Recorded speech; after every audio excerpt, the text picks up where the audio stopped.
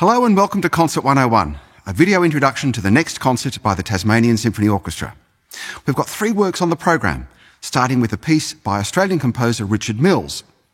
This is followed by Beethoven's Piano Concerto No. 3 with Daniel Deborda as soloist, and after interval, the Symphony No. 2 by American composer Charles Ives.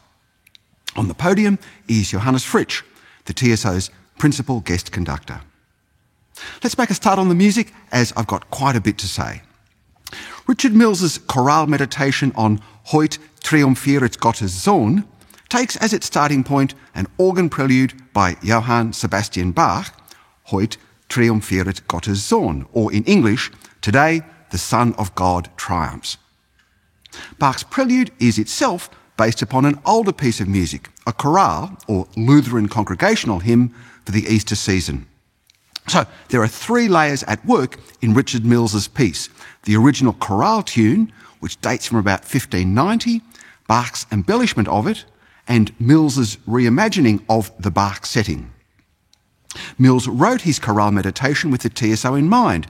In fact, the TSO was the commissioning orchestra and gave the first performance in 2017. In his program note at that time, Richard Mills wrote, "The ascending and energetic figurations of Bach, quoted in full at the beginning, are the springboard for my meditation on the Ascension, but also on suffering and death as a precursor of the life we hope is to come. A composer tries to lift souls, and what better place to start than the utterances of Bach?" The chorale meditation lasts for about 10 minutes and is followed by the Piano Concerto No. 3 by Ludwig van Beethoven, which was premiered in April 1803 in a monumentally long concert that included Beethoven's first 2 symphonies and the oratorio Christus am Ölberge, or Christ on the Mount of Olives. Beethoven's concerto is in the key of C minor, and this is noteworthy. The minor mode, unlike the major mode, was not the default mode at this time. So to choose minor is to make a statement. And what might that statement be? Well, typically, the minor mode signified high drama, disruption, upheaval. It's no surprise that when Don Giovanni is dragged down to hell at the end of Mozart's eponymous opera, it's in the minor mode. There's nothing quite as startling as that at the beginning of Beethoven's 3rd piano concerto, but Beethoven does appear to be setting up a drama of some kind, as you can hear in the opening 30 seconds.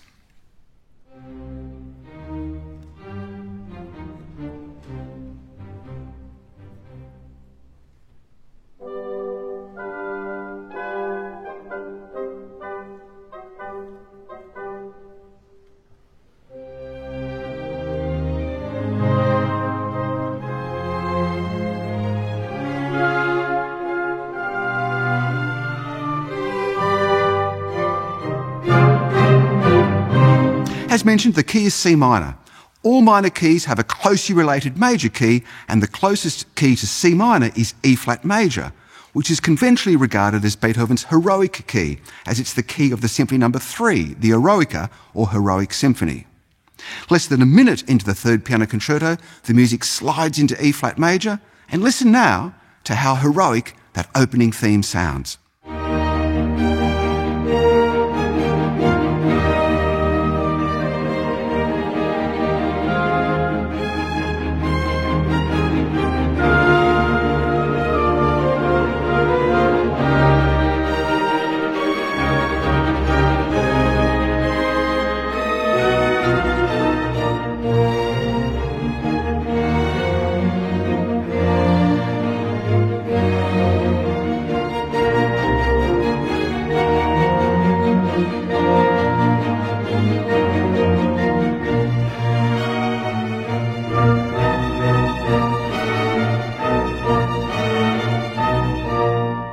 Beethoven does then, in the opening section of the concerto, is set up a tension between those two key areas, C minor and E flat major. Just when we think that one has the upper hand, the other takes hold, thwarting our expectations. So there is a drama being played out after all, but it's concentrated between those two tonal forces. And by the time we get to the end of the long opening section, one of them is triumphant, and it's not the heroic key, it's C minor.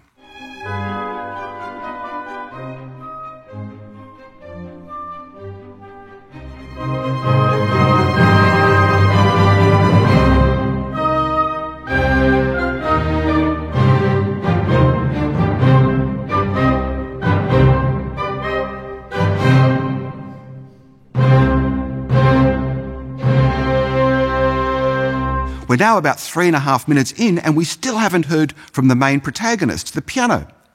Beethoven keeps it in the wings, so to speak, until the stage has been set. And this too is a dramatic device. When the piano does enter, it's pure Sturm und Drang, or storm and stress. Sturm und Drang was a literary movement in late 18th century Germany. Goethe was a key figure. Sturm und Drang prefigured 19th century Romanticism and was concerned with turmoil, robust emotionalism, passionate states of mind, and so on. When the piano arrives in this concerto, it arrives alone, as an individual, and it states its authority with this vigorous outburst.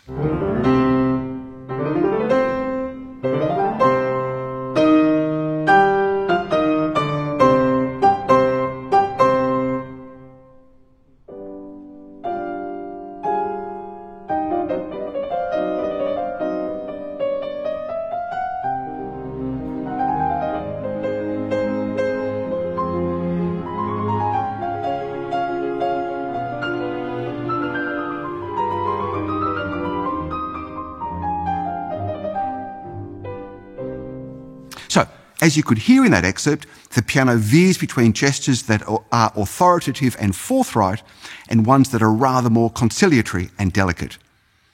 This is all of a piece with the dramatic thrust of the opening movement. Beethoven has the pianist execute brilliant flourishes, forceful scales, decisive octaves, dazzling ornamentation, and at other times pull back and lower the temperature as required. That said, the temperature reaches fever pitch towards the end of the movement when we arrive at the cadenza. A cadenza is when the soloist goes it alone, riffing on the movement's principal themes and motives. Here's a taste of it.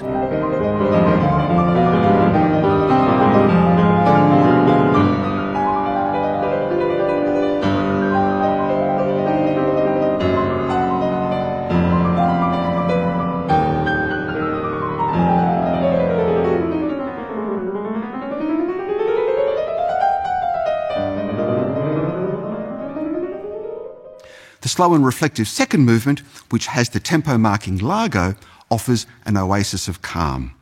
The orchestral forces are scaled back, oboes, clarinets, trumpets and timpani are silent, and violins and violas play with mutes. There's a soulful, introspective quality to this movement. As if to amplify the fact that we're in a substantially different place from the first movement, Beethoven chooses the key of E major, a very surprising choice as it's a long, long way from C minor. The dreaminess of the middle movement evaporates once we get to the finale, which is back in the key of C minor and scuttles along at a quick pace.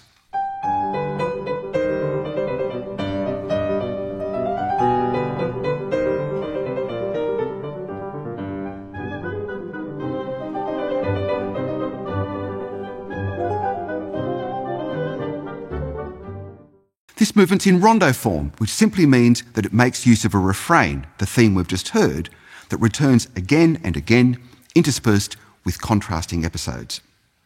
But the whole tone of the movement changes about a minute or so from the end. The key of C minor is dispensed with, it's replaced with C major, and the mood becomes light-hearted.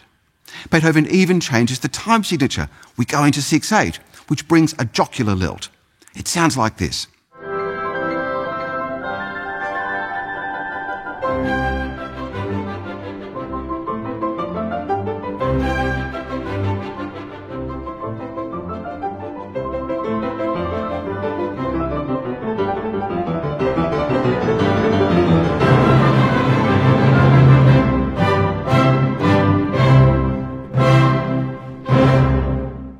So, having begun with Sturm und Drang high drama, the concerto ends in the spirit of opera buffa. After the Beethoven, we have the Symphony No. 2 by American composer Charles Ives, a figure who straddled the 19th and the 20th centuries. Ives studied music composition at Yale University, but was reluctant to embark upon a full-time career in music, believing it to be financially risky. Instead, he worked in the insurance business and composed music after hours. The work that we're going to hear, the Second Symphony, was largely finished in 1910, but Ives gave it a new ending in 1950. Ives's music can be a bit experimental, as anyone who heard the TSO's performance last year of Central Park in the Dark will attest. But that's not the case with the Second Symphony, which is a big, sweeping, 40-minute symphony in the tradition of Dvorak, Bruckner, Mahler, Tchaikovsky, Elgar, and so on.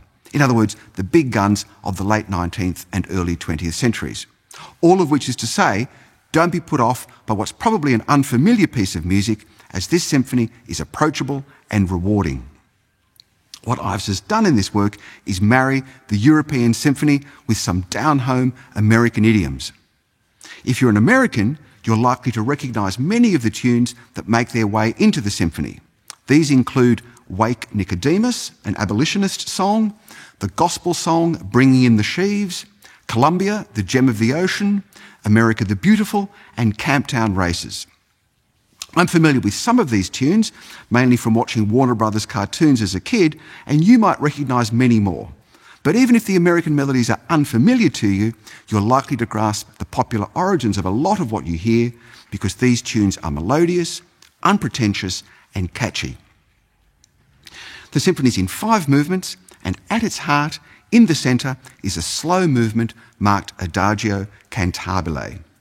This is prefaced by 2 movements that segue one into the other, and are followed by 2 movements that also segue one into the other. The final movement, the Allegro molto vivace, is a real barnstormer, and the closing seconds are likely to come as a surprise. We seem to be heading for an emphatic close in F major, but things go awry, and the final chord, which is a very loud fortissimo, consists of just about every note of the chromatic scale. According to Ives, popular dance bands would signal the end of the night by playing, as he put it, any old note, good and loud. Well, that's what he gives us at the end of the Second Symphony. Don't say you weren't warned. In closing, I'll point out that composer and conductor Leonard Bernstein was a champion of Ives's Second Symphony, conducting the premiere with the New York Philharmonic in 1951. Bernstein no doubt relished the rich vein of Americana that runs through this symphony, along with its grand romantic sweep. Bear in mind that Bernstein was a key figure in popularising Mahler's symphonies. So, that's our overview. All that remains to be said is that I hope you enjoy the concert. See you next time.